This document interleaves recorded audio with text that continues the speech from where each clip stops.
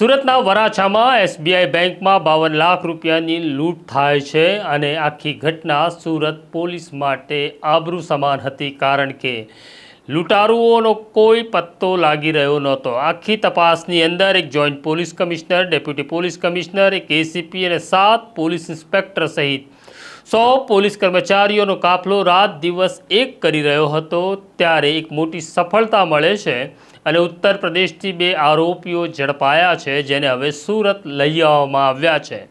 કેવી રીતના ઘડાયો હતો આ પ્લાન એ બહુ અગત્યનો છે, કારણ કે સુરત લૂંટનો પ્લાન બિહારની એક જેલમાંથી ઘડવામાં આવ્યો હતો। કોણ છે માસ્ટર માઇન્ડ અને કેવી રીતના પ્લાન ઘડાયો એ જાણવો જરૂરી છે, કારણ કે હિન્દી ફિલ્મના પ્લોટને ટક્કર મારે તેવો આ પ્લાન છે। વૈષ્ણવજન તો તેને કહીએ જે પીડ પરાઈ જાનાને રે। નમસ્કાર, નવજીવન ન્યૂઝમાં તમારું સ્વાગત છે અને હું છું તમારો પ્રશાંત દયાળ। વાત કરવી છે સુરતના વરાછામાં થયેલી 52 લાખની લૂંટની। વરાછામાં આવેલી સ્ટેટ બેંક ઓફ ઇન્ડિયામાં બપોરના સમયે 7 લૂંટારુઓ હથિયારબંધ આવે છે, જેમાંથી 2 લૂંટારુઓ બેંકની બહાર વોચ ગોઠવી રહ્યા હતા અને 5 લૂંટારુઓ બેંકમાં દાખલ થાય છે, બેંક કર્મચારીઓને હથિયાર બતાડે છે અને 52 લાખ રૂપિયા લૂંટી પલકવારમાં જાણે હવામાં ઓગળી ગયા હોય તેવી સ્થિતિ નિર્માણ થાય છે। આ મામલાની તપાસ વરાછા પોલીસ કરી રહી હતી, પરંતુ મામલો ગંભીર હતો એટલે સુરત ક્રાઇમ બ્રાન્ચના joint police commissioner Karanraj Vaghela અને deputy police commissioner Bhavesh Rojiya સહિતની ટીમો ઘટના સ્થળે પહોંચે છે। સુરતના પોલીસ કમિશનર અનુપમસિંહ ગેહલોત આ સમગ્ર બાબતનું સુપરવિઝન કરી રહ્યા હતા, કારણ કે 52 લાખ રૂપિયાની લૂંટ હતી અને લૂંટ ત્યારે થઈ કે જ્યારે પોલીસ સ્થાનિક સ્વરાજ્યની ચૂંટણીમાં વ્યસ્ત હતી। આ આખી ઘટનાનો ભેદ ઉકેલવા માટે પહેલાં તો સીસીટીવી કેમેરા ચેક થયા, પરંતુ પોલીસને કોઈ સફળતા મળી નહીં। પરંતુ ટેકનિકલ સર્વેલન્સ ટીમનો સ્ટાફ 1000 કરતાં વધુ કેમેરા ચેક કરે છે, જેમાં લૂંટારુઓની ભાળ મળે છે અને લૂંટારુઓ સુરતથી કીમ તરફ જતા જોવા મળે છે। સુરત પોલીસને ત્યાંથી 3 બિનવારસી બાઇક મળ્યા। આ બાઇક ચેક કરવામાં આવ્યા તો તેના એન્જિન અને ચેસિસ નંબર સહિત નંબર પ્લેટ બદલી નાખવામાં આવી હતી। આ તપાસ આગળ વધે છે અને સુરત ક્રાઇમ બ્રાન્ચના 7 પોલીસ ઇન્સ્પેક્ટર અને 100 કરતાં વધુ જવાનો અલગ અલગ રાજ્યમાં તપાસ માટે પહોંચે છે। આ દરમિયાન જાણકારી મળે છે કે આરોપી ઉત્તર પ્રદેશમાં છે, એટલે police inspector JN ઝાલાની team Uttar Pradesh પહોંચે છે અને ત્યાંથી લૂંટ કરનાર શુભમ કુમાર અને તેને આશ્રય આપનાર વિકાસને ઝડપી લેવામાં આવે છે। આ બંને આરોપીઓને ઝડપી પાડવામાં ઉત્તર પ્રદેશના એસટીએફની ભૂમિકા પણ બહુ અગત્યની હતી અને તેમને સુરત લાવવામાં આવ્યા। પકડાયેલા આરોપીઓની પૂછપરછ ડીસીપી ભાવેશ રોજિયા સહિત કરણરાજ વાઘેલા અને અનુપમસિંહ ગેહલોત પણ કરે છે અને જ્યારે તેઓ આમની પૂછપરછ કરે છે ત્યારે જે રહસ્યો ખુલ્યા તે હિન્દી પિક્ચરને ટક્કર મારે તેવા છે। આ આખી ઘટનાનો એક માસ્ટર માઇન્ડ છે, જેનું નામ છે કુંદન ભગત।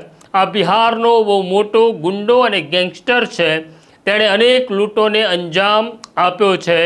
તેણે દહેરાદૂનની અંદર 14 કરોડ રૂપિયાની લૂંટ કરી હતી અને તે મામલામાં તે અત્યારે જેલમાં છે।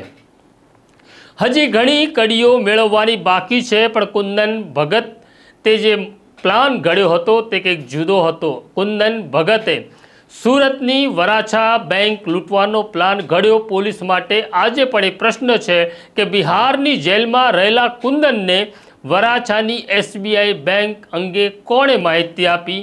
બીજા આરોપી પકડાય ત્યારે આ રહસ્યો ખુલશે।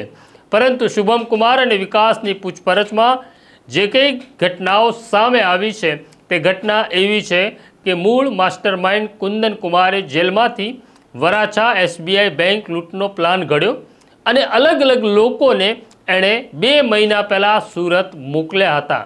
આ 2 મહિના પહેલાં આવેલા 7 લોકો કોણ છે, એમના ટૂંકા જ નામ હતા અને સાચા હતા કે નહીં તેની પણ ખબર નથી। આ 7 આરોપીઓ, 7 લૂંટારુઓ એકબીજાને ઓળખતા નહોતા. તેમની પાસે આધાર કાર્ડ હતા, પરંતુ આધાર કાર્ડમાં માત્ર તેમનો ફોટો જ સાચો હતો, બાકી બધું જ ખોટું હતું.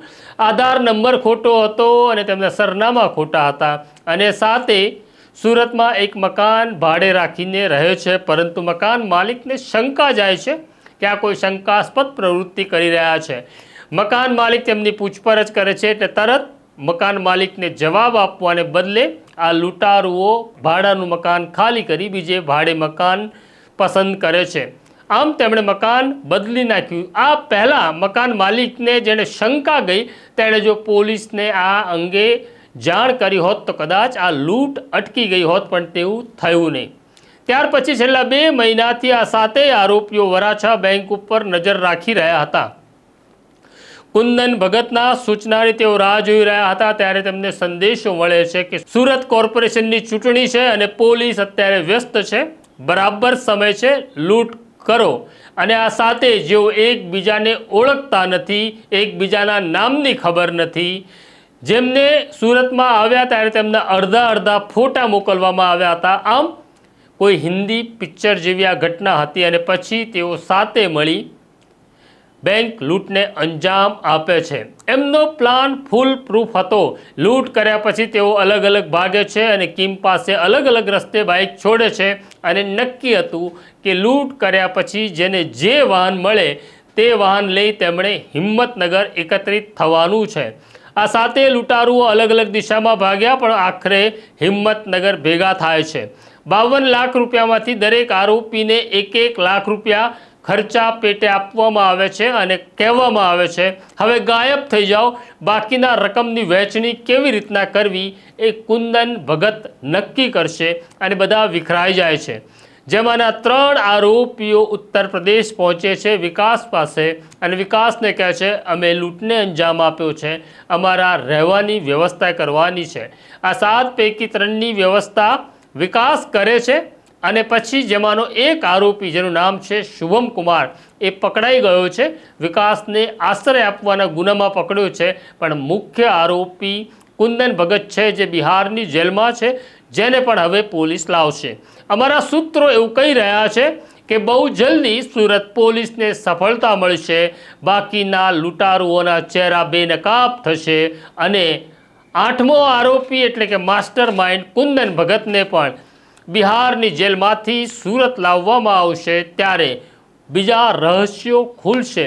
હજી આ 52 લાખમાંથી પોલીસને માત્ર 1 લાખ રૂપિયા જ મળ્યા છે. 51 લાખ રૂપિયા કોની પાસે છે તે શોધવાના બાકી છે. પણ સુરત પોલીસનું કેવું એવું છે, બહુ જલ્દી અમને સફળતા મળશે, કારણ કે અમને ભરોસો છે અમારી મહેનત, અમારા જવાન અને અમારા અધિકારીઓ ઉપર. તો સુરત પોલીસને સલામ છે. આ સ્ટોરી તમને કેવી લાગી અમને કોમેન્ટ બોક્સમાં જરૂરથી લખજો. અમારી સાથે વાત કરતા રહેજો અને અમારું બેલ આઇકોન દબાવી દેજો. તેમાં કોઈ કંજુસાઈ કરતા નહીં, કારણ કે બેલ આઇકોન દબાવવામાં કોઈ ખર્ચ થતો નથી. અત્યારે મને મારા સાથી દર્શિલને રજા આપો. નમસ્કાર.